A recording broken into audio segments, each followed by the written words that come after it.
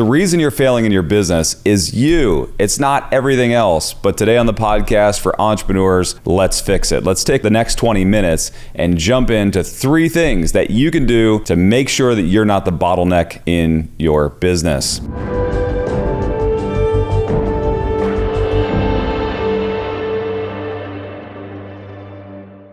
Founders are great people. They're amazing. They're incredible, but oftentimes they get to a certain level where they create bottlenecks in their business.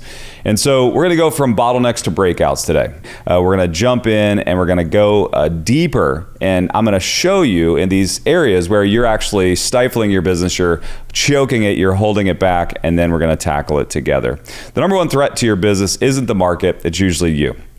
I'm going to call out today what the thing that founders and entrepreneurs hate to admit, including myself.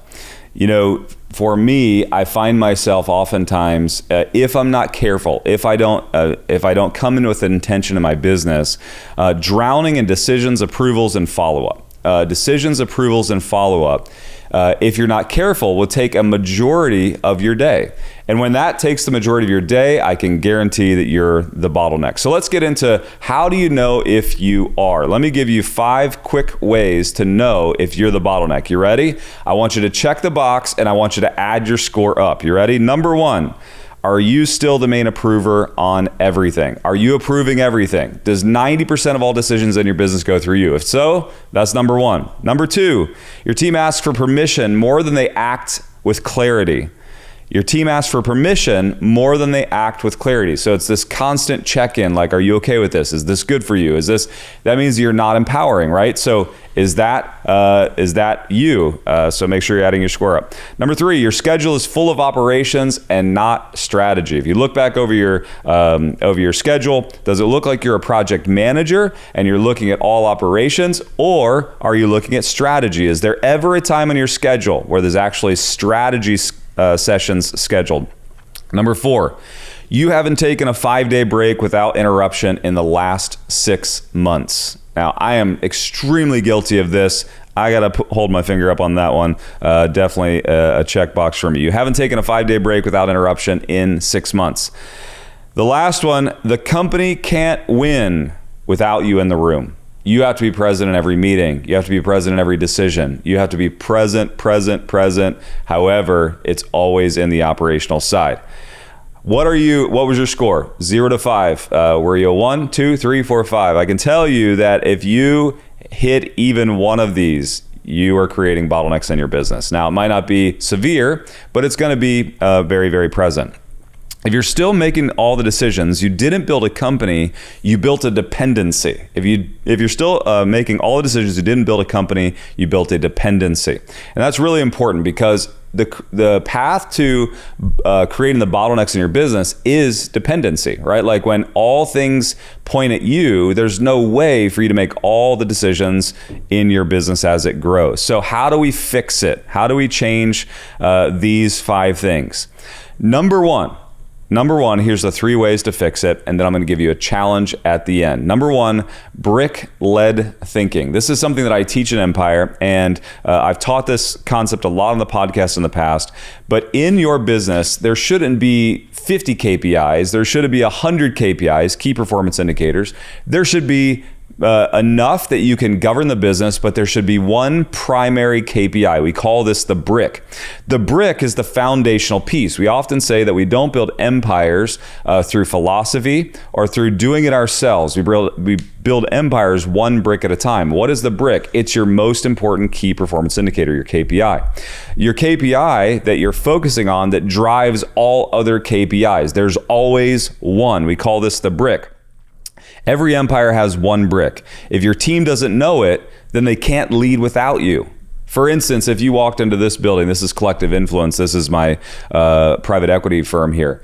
And if you were to go into any business, I can tell you that any of the businesses that we oversee or operate here, if they don't understand their brick, then they can't lead without me, because then they don't have this centralized mission and focus that all decisions can be made from. For instance, we have what's called the Aspire Tour. The Aspire Tour is the nation's largest business tour. We stop city to city to city. And our brick, our centralized KPI, now we have lots of them. We have KPIs on ticket sales, on ROAS, or on CAC, or on all these various things. We have sales, we have show rate, we have from show rate to any of our master classes. We have conversion all the way into our community, right? Like we've got all these KPIs. However, the brick is not ticket sales. The brick that we focus on, that our entire team knows, is how many people actually show up at Aspire. You can't change somebody's life at an Aspire conference unless they actually show up. So you'll see that we put lots of emphasis on selling tickets, but we put the most emphasis on making sure that the people who bought tickets actually show up. And we gauge our success on the percentage of people that actually show up. That's our brick. That's the focus of that business. And every single one of my businesses have a brick. If you have a centralized core common KPI set with one central brick, it'll allow you to force all leadership through that focal point, and then others will know how to lead. Define the one number that matters. Define the one number that matters, then get it posted, owned, and tie it to every single meeting. The more your people know, the more you focus on that brick, then the more emphasis and lift you'll receive. Number two, you have to have a meeting structure. You have to have a rhythm. You have to have a cadence of making sure that you're solving problems, looking at data, solving problems, looking at data, solving problems. When there's a rhythm there and a cadence for how you solve problems, then all of a sudden things begin to change. I live by the acronym CLEAR, and if you ever are interested in that, you can dive into my teaching on Empire on the acronym CLEAR. It helps you kind of go through that decision-making process. You got to remove your day-to-day check-ins, right? So when you have a meeting rhythm, it removes those day-to-day check-ins. Those day-to-day check-ins are only necessary when you have to move the needle in a short window. If not, they should be bound to weekly meetings so that they're centralized. Those weekly or those daily check-ins are what kill you in time. So you replace it with one consistent cross-functional, what we call WIN meeting. WIN stands for weekly important numbers.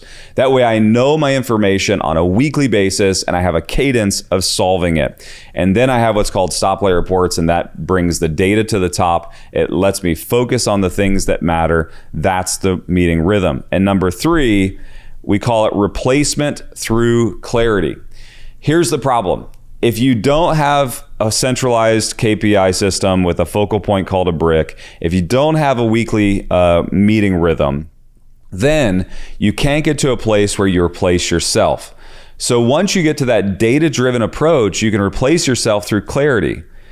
I say this, delegation without clarity is abdication. Delegation without clarity is abdication, meaning you're walking away from your rules and responsibility, right? The things that it's an abdication of your responsibility as a leader. However, if you delegate with clarity, then it's responsible, right? It's not abdication. Now you are lifting that person up and you're elevating them, right? So if you write every reoccurring task into the rhythm, right? You write those reoccurring tasks that you're doing on a consistent basis. I'll tell you one that I've been recently doing. Up until maybe 2 weeks ago, every Wednesday night, I went through our corporate accounts payables. We were in a transition period of a former CFO into a new CFO. And in order to manage cash flow, you're constantly managing your accounts payables, right?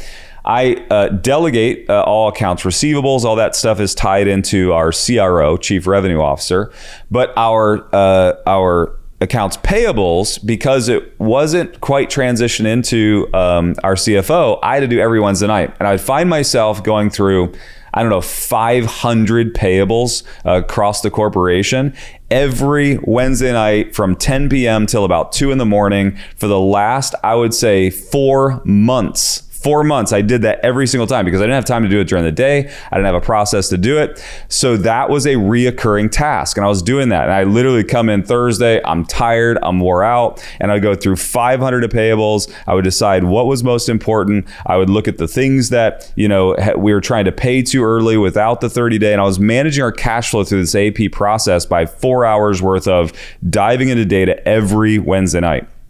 2 weeks ago, I took that reoccurring task and I gave it to our new CFO. Then I helped him through the first time doing it. I made sure that he did it right. The second time that he did it, I had him do it by himself. Then I had him bring the results back. I looked at it to confirm that it was what I liked. Now, all of a sudden, 3 weeks later, my Wednesday nights are free. This Wednesday night, I'm going to go to bed at 10 o'clock at night. All right.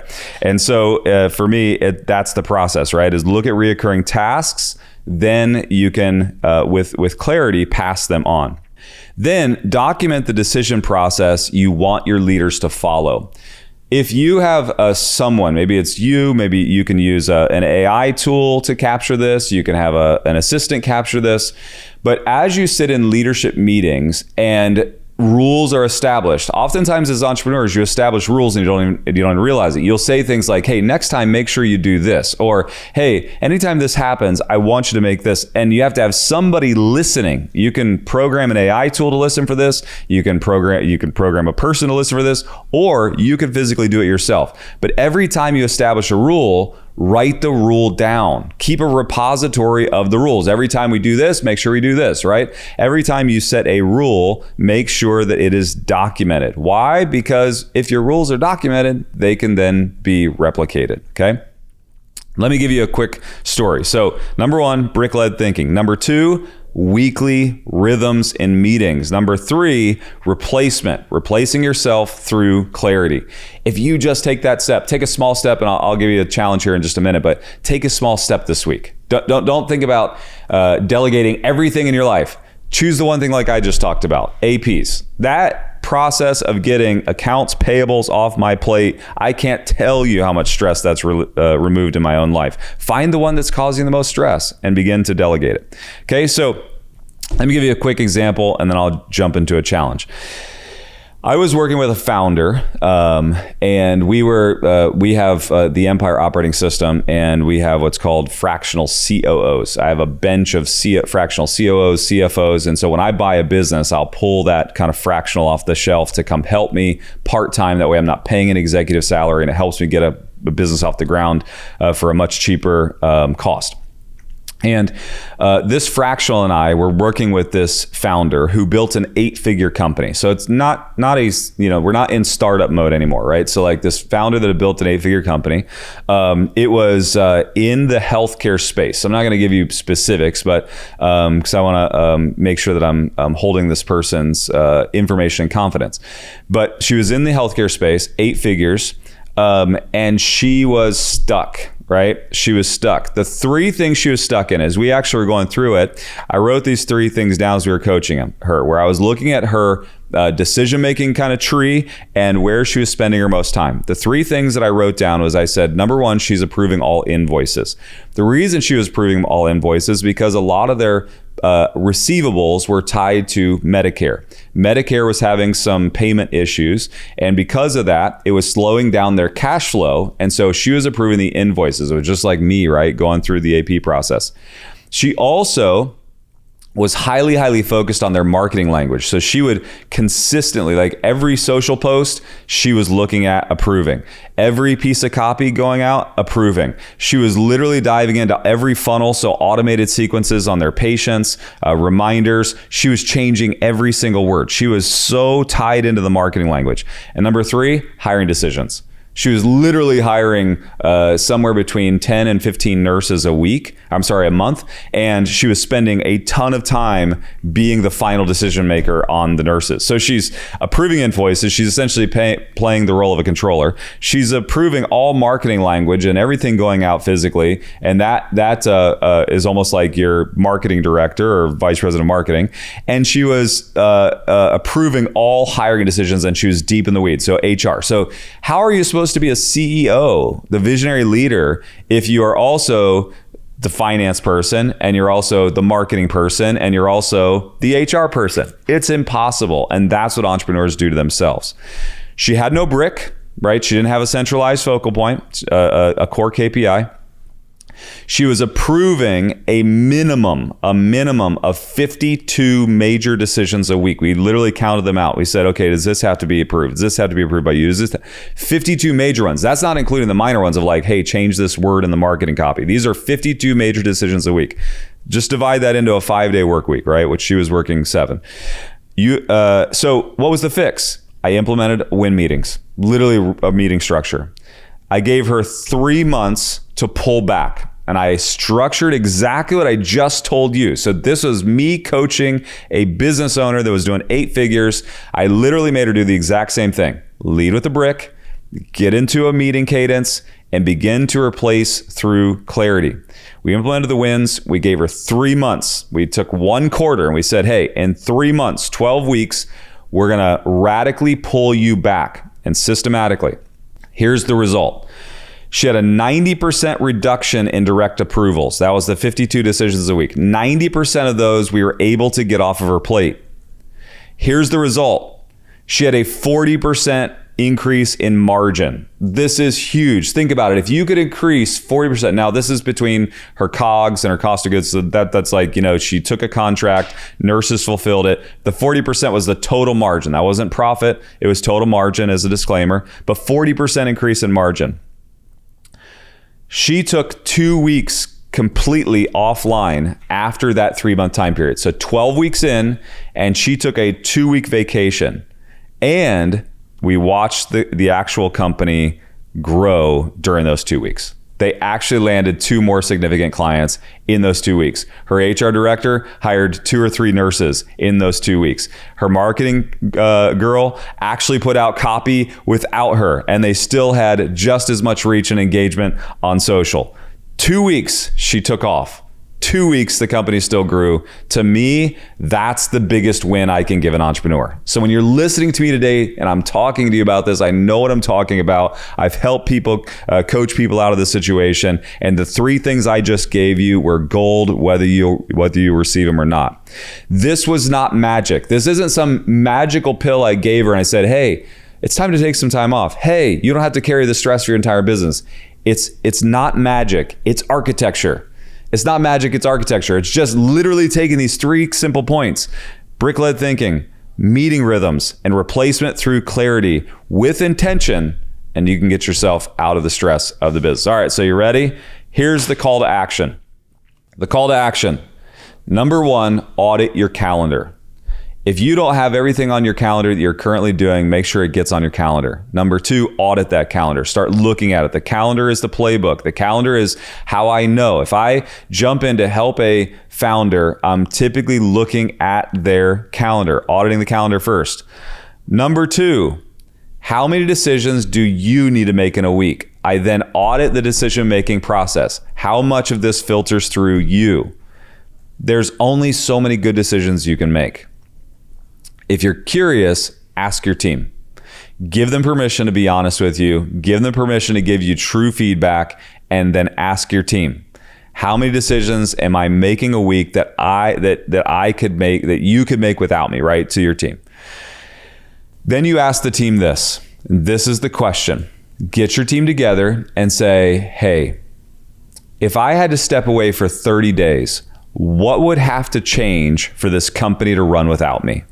Have an honest, open 1-hour discussion on what would have to change in order for the team to run your company for 30 days without you. Start architecting the path that way. Okay, so here's the challenge this week. I'm gonna make it simple for you. I'm not gonna make you go implement all these 3 things. I hope you took the notes. I hope if you're in the car, you're gonna be like, you know what, when I get back, wherever you are listening to this, write these 3 things down, right? Brick-led thinking, meeting rhythms, clarity, replacement through clarity. But here's the challenge. I want you to pick 1 meeting this week, just 1. It's very simple. 1 meeting this week and remove yourself from it. Systemize it, give somebody instructions on how you want the meeting to run, and ask them to report back. Just remove yourself from the meeting, tell them how you want the meeting to run, ask them to give you feedback on how it ran, give you data back, right? That's all you have to do. That's one simple step. Will you do that for me today? Empires do not require you. That's what makes them last. Freedom doesn't come from exiting. It comes from replacing. Does that make sense? Not from exiting, from replacing. And I want you to understand this as we kind of draw this podcast to a close. You don't own your business if it doesn't run without you. You don't own your business if it doesn't run without you.